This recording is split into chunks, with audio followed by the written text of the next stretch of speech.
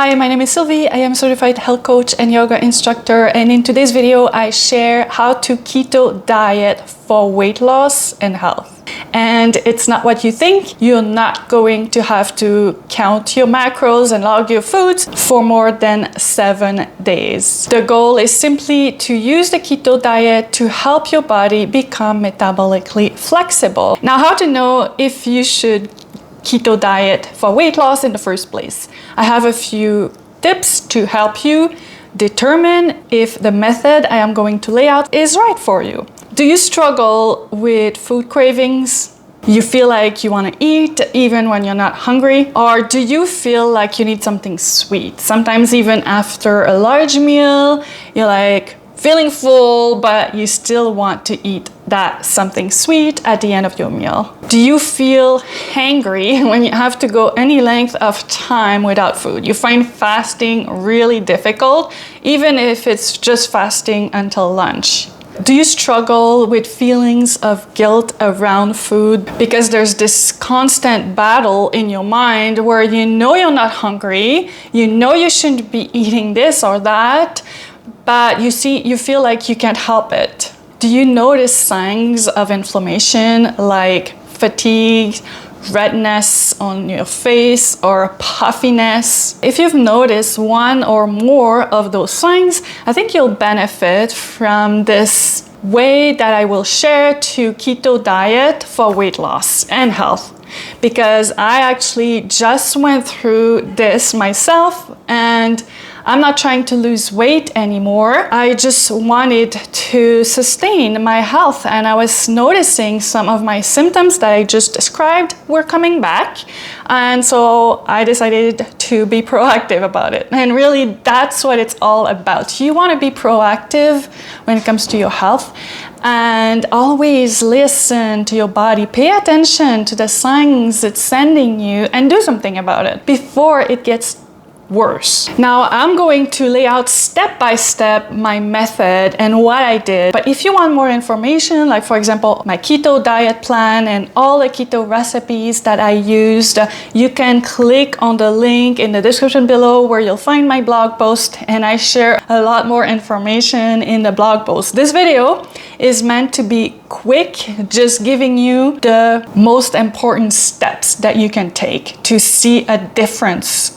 Now, before we get started with my method, let's just do a quick overview of what the keto diet is. You probably know what it is, so we'll be super quick. And again, my blog post contains a lot more information, but really it just means that your diet severely restricts the number of carbs that you're allowed to consume.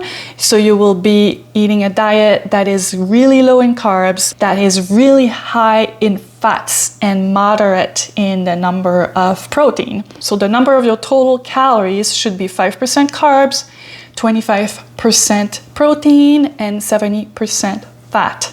Healthy fats. Don't use like vegetable oil or like all the cottonseed oils and stuff like that. Stick to healthy fats like olive oil, butter, coconut oil, and also the more fatty foods like olives and avocado. But be careful, avocado is great, but it does have a lot of carbs too. Okay, so what you're going to do is you're going to lay out a plan to follow the keto diet for anywhere between 5 to 10 days.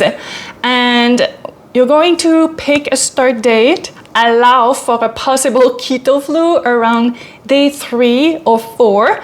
But don't worry, I'll give you some tips to help avoid the keto flu, but just in case, you should plan this. And then go grocery shopping, get all your foods, plan your food so that it's simple, easy, and so that you can stick to your plan. And also, if you need help deciding on your foods, again, you can look at my blog posts, or I also have another free keto meal plan available for download. It's a PDF file, and that will be also in the description of this video. And then get started on the date that you picked. Starting on day 1 in the morning, measure your ketone levels, or if you don't have a ketone monitor, it's okay. I would recommend one, and there's a link in the description to get one. But if you don't have one, I think you'll still feel it. You can actually feel when you reach that optimal weight loss ketosis. The ketone monitor is just nice to have. So on day one, you're going to enter your weight. You're going to take note of how you're feeling, what your symptoms were, the symptoms that maybe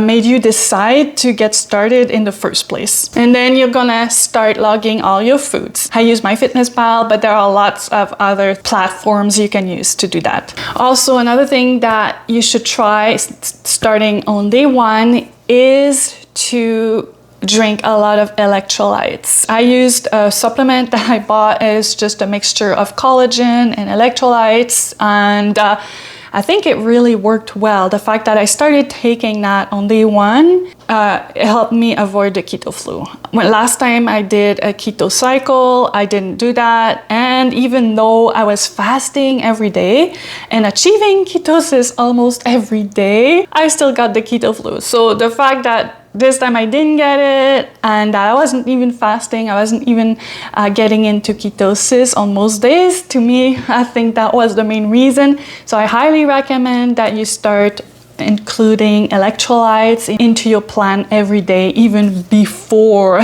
the day 3 or 4 where people tend to get into that keto flu. And so if you're tracking your ketone levels, you can do that every morning and night just to see what's happening in your body. Otherwise, just keep paying attention to how you feel. On day 2, same thing. You wake up, weigh yourself, and don't obsess over your weight. I just like to include that in the cycle because it's interesting to see what happens in your body. Sometimes a lot of people, when they go keto, for example, they'll notice a huge weight drop either on day 2 or day 3, and that's because they're releasing a lot of water that their bodies were holding on. And it's interesting to see if it happens to you. Don't expect to drop a pound a day or anything like that when you go on your keto diet. I did not lose any weight over the whole 7-day period because I am at my goal weight. I was not trying to limit calories or anything like that. That being said, if you keto diet for weight loss, even following my plan, you will eventually lose weight, but I don't recommend that you set a goal to lose like 2 pounds a week. It still should be a slow weight loss. The typical weight loss that I recommend is about 2 pounds a month. It will just occur naturally because one thing you'll notice, and that is what the optimal weight loss ketosis is all about, you'll notice that you feel a lot less hungry, and that's when you will start getting rid of those food cravings slowly but surely. And at first, if you do have cravings, and it's likely to happen, you may miss your carbs and sweets at first, you'll just have to eat something else.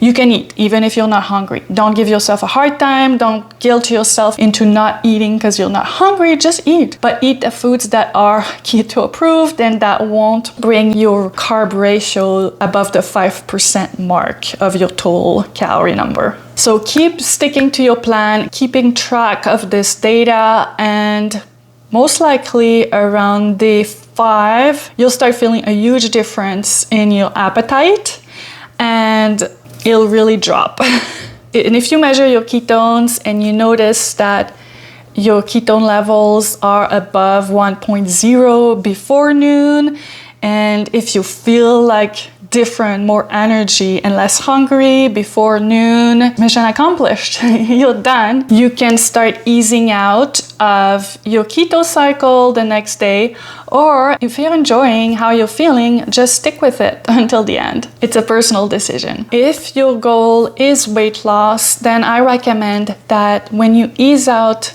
of your keto cycle, next day start intermittent fasting for at least 20 hours 4 to 5 times a week. This way you'll be able to maintain your metabolic flexibility, and again you'll be achieving that optimal weight loss ketosis every single day that you fast. And that's how you'll maintain those results without counting calories, without counting carbs, but you'll still be losing weight just by fasting. And fasting now will be easier than if you hadn't gone through that keto cycle. When I decided to do a keto cycle, I hadn't been fasting much at all, and I was noticing that I was struggling. I couldn't fast anymore.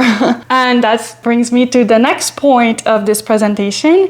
If you're just doing this to maintain your health, still have the goal of fasting for 20 hours, but only once a week. That's what I had stopped doing, and I will start doing that again now. Now that I've gone through my keto cycle, I've achieved ketosis, I feel like I'm metabolically flexible again, and I don't feel like food wants to control me again like it was, and I'll be able to get back to my fasting regimen. And if you need more help and guidance to lead you along the way, whether it's using your keto cycle, or I also have an alternative that you can use to get the process started, and picking the right intermittent fasting method for you, because although I find that the 20-hour fasting window 4 to 5 times a week is effective for most women, it's not the best method for all women, and there are other options. So if you want more guidance and more help, I do have a weight loss program that you can check out. My weight loss program includes a bunch of resources like PDF files and checklists and mini coaching sessions in video format and all kinds of things like that to really give you all the tools you need to achieve your goals. I'll also put a link for that in the description. I hope you found this video helpful. Thank you for watching.